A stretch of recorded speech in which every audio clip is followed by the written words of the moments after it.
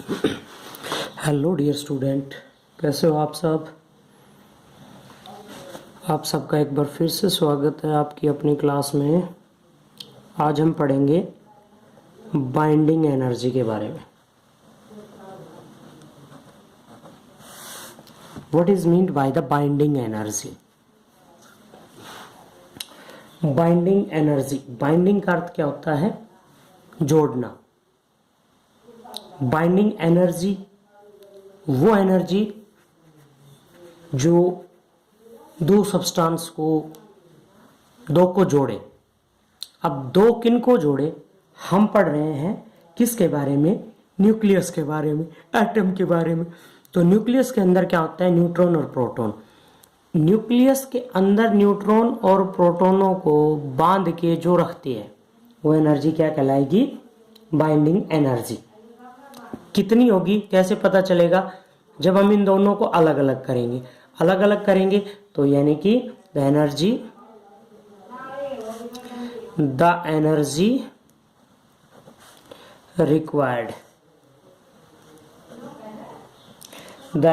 Required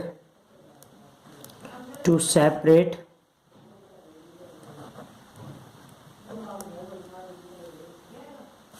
nucleons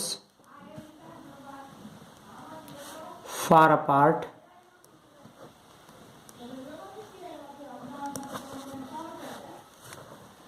is called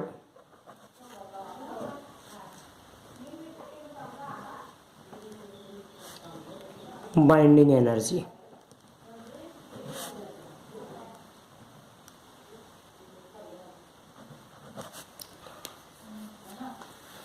किसे कहेंगे? Binding energy which keeps nucleons bind together. जो nucleons को बाइंड करके रखती है वो एनर्जी क्या कहलाएगी?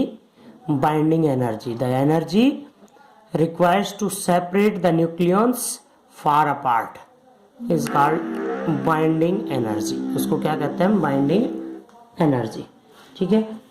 फ्रॉम वेयर इट कम्स, आती कहां से है? बाइंडिंग एनर्जी आएगी कहां से? This is depend upon mass defect. तो न्यूक्लियंस किसे कहते हैं? जो न्यूट्रॉन और प्रोटॉन न्यूक्लियस के अंदर है उनको क्या कहेंगे? हम न्यूक्लियंस। और उनके मास डिफेक्ट के कारण total mass of neutron, mass defect कैसे? देखिए कि total mass of nucleons of all proton and neutron greater than mass of nucleus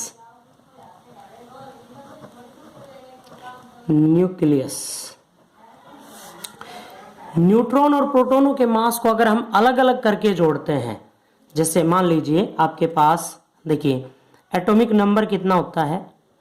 atomic number Z, mass number A से डिनोट करते हैं। ठीक है। तो प्रोटॉनों का संख्या कितनी होती है? नंबर ऑफ प्रोटॉन्स कितने होते हैं? Z के बराबर, एटॉमिक नंबर के बराबर। मास ऑफ प्रोटॉन MP ले लिया, प्रोटॉन का मास। टोटल नंबर ऑफ प्रोटॉन्स कितने हैं? Z मल्टीप्लाई कर दिया, प्लस न्यूट्रॉन कितने बच गए? एटॉमिक नंबर में से हम ये माइनस कर दें मास ऑफ न्यूट्रॉन, तो टोटल क्या हो गया आपका? टोटल जो ये है ये क्या आ गया? मास of proton plus mass of neutron, mass of proton plus mass of neutron. ठीक है। और किसके ये जो है वैल्यू ग्रेटर देन होगा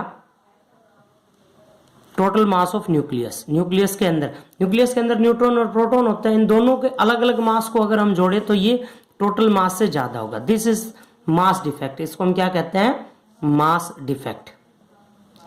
mass defect,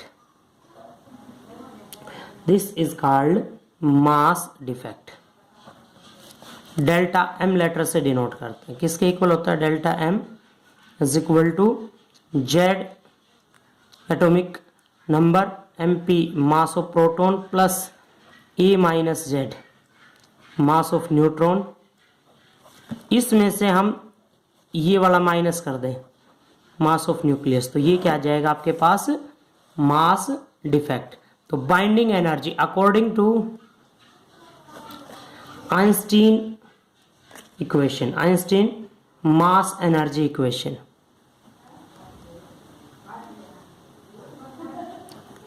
Einstein mass energy equation,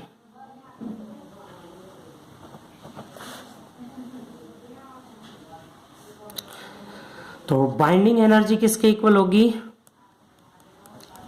delta M C square, mass defect पे डिपेंड करती है। C is the speed of light, C की वैल्यू फिक्स होती है, ठीक है। तो बाइंडिंग एनर्जी किसके equal, delta M C square. Average binding energy पर न्यूक्लियंस हम फाइंड आउट करें, एवरेज बाइंडिंग एनर्जी पर न्यूक्लियंस कितनी आएगी, देखिए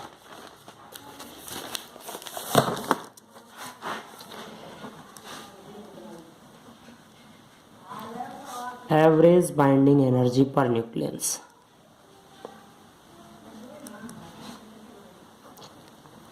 per nucleon,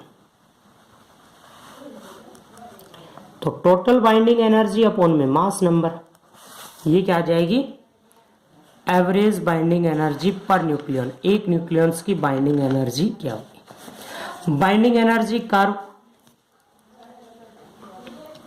binding energy curve, curve यानी कि ग्राफ किसका, अलग अलग एलिमेंट्स का, क्या आता है binding energy curve,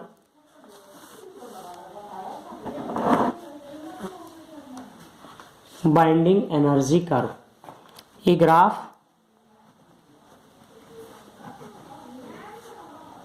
of binding energy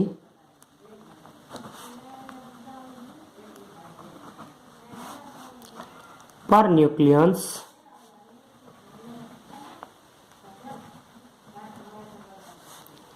versus mass number,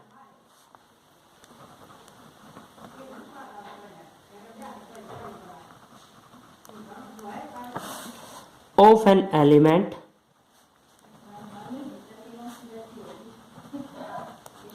is called binding energy curve. तो बाइंडिंग एनर्जी कर्व क्या होगा आपका, बाइंडिंग एनर्जी पर nucleons versus mass number of an elements.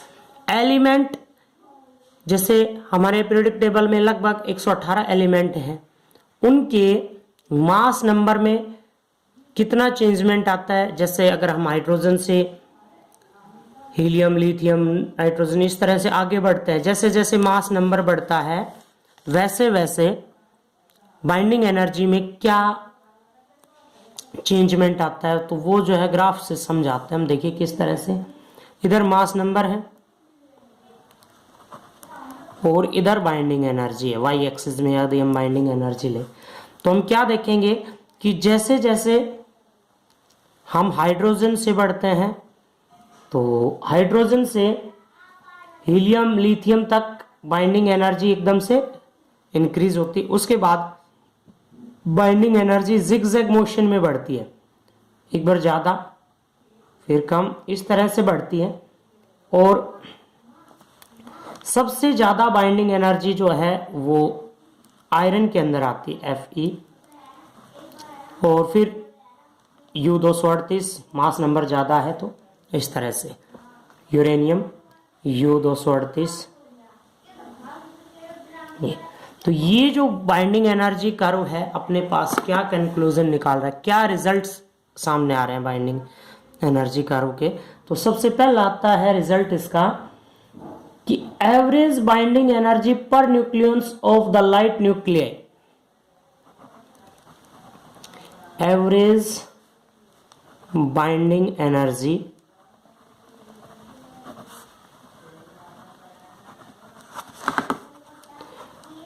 पर न्यूक्लियंस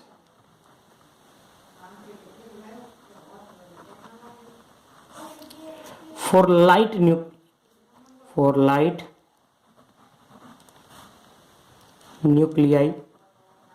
हल्की नाभियां, हल्की न्यूक्लियस कौन कौन सी है? जिनका एटॉमिक मास कम है, जैसे हाइड्रोजन, जैसे हाइड्रोजन, हाइड्रोजन के आइसोटोप्स वगैरह जो भी हैं, तो उनकी बाइंडिंग एनर्जी सबसे कम होगी। हाइड्रोजन की बाइंडिंग एनर्जी सबसे कम, इजीली टूट जाएंगे वो।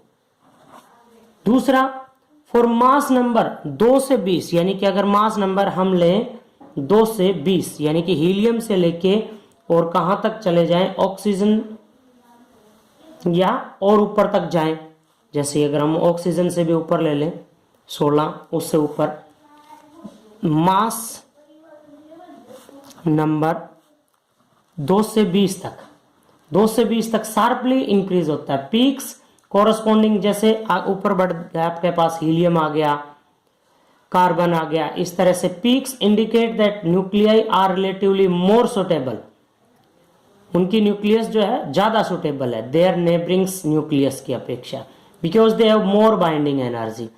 और सबसे ज्यादा बाइंडिंग एनर्जी किसका? आयरन, आयरन 56, ठीक है।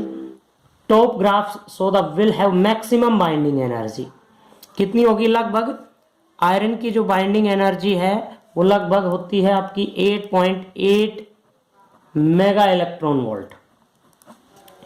और जैसे जैसे मास नंबर और ज्यादा इंक्रीज होता है उसके बाद बाइंडिंग एनर्जी डिक्रीज होती आती है। क्यों होगी? उसके पीछे कारण क्या है? उसके पीछे का रीजन ये है कि जैसे जैसे साइज इंक्रीज होगा प्रोटॉन्स की संख्या भी बढ़ेगी, और प्रोटॉन्स की संख्या, प्रोटॉन पे चार्ज कैसा है? पॉजिटिव, और पॉजिटिव चार्ज उसमें क्या आ जाएगा? रिपल्सन। तो importance of binding energy curve, binding energy curve से क्या क्या इंपॉर्टेंस है? इंपॉर्टेंस इसकी क्या क्या आ गई? Importance of binding energy curve. This curve tells about the stability of nucleus. This curve tells about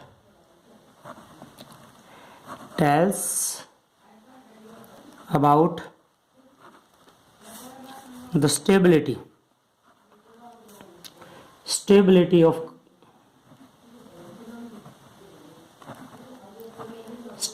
of nucleus. Nucleus की स्टेबिलिटी के बारे में ये हमें स्टडी करवाता है।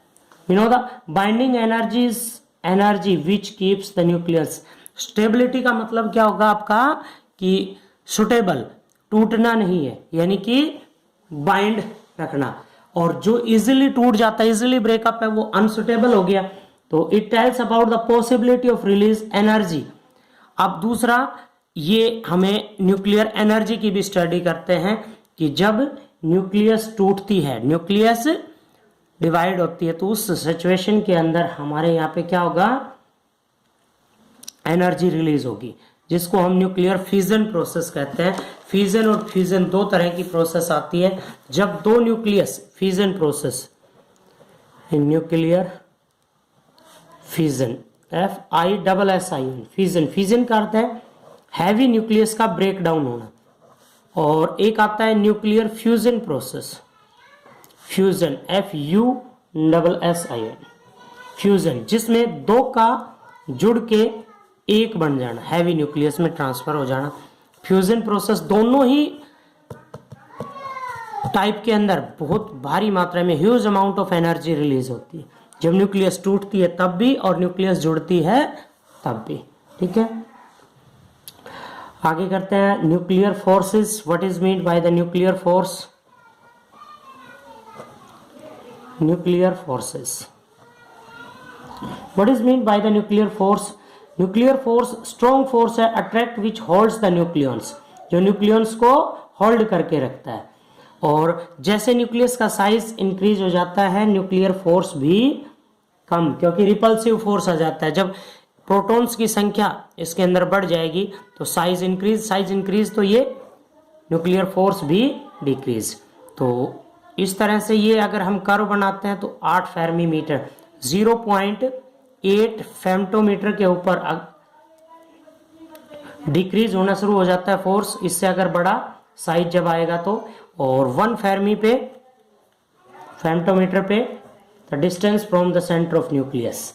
तो nuclear force are the strongest force in nature, ये हमने 11th क्लास में भी पढ़ा था कि जो फोर्स न्यूट्रॉन और प्रोटॉन को न्यूक्लियस के अंदर बांधे रखता है वो क्या कहलाएगा आपका nuclear force. Attract between pair of protons and pair of neutrons of the same strength, they are short range force, ये बहुत कम रेंज पे काम करता है, कितने कम, 1 फेम्टोमीटर पे काम करेगा, 1 फेर्मी तक काम करता है, 10⁻⁻15 मीटर तक काम करेगा। ये इससे ऊपर होते ही ये रिपल्सिव फोर्स का काम करना स्टार्ट कर देता है।